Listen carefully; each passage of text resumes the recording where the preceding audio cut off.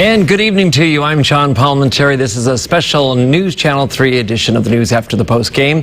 A former Stanford University student was sentenced to 6 months in prison. His light sentence is concerning sexual violence advocates who want more victims to come forward. News Channel 3's Vicki Nguyen has more.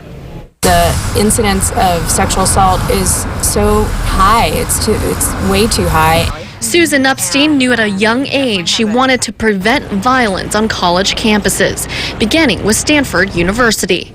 During her time there, she opened the school's first sexual assault prevention and education office. The education component is so critical.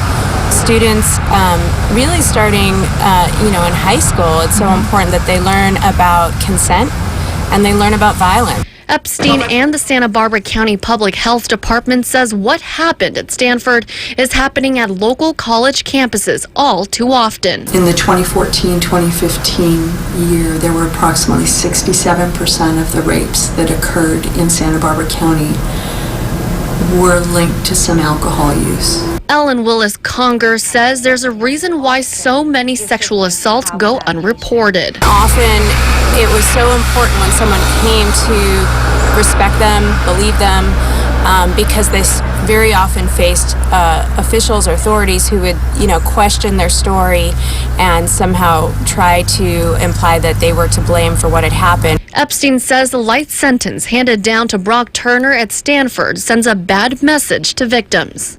For News Channel 3, I'm Vicki Nguyen.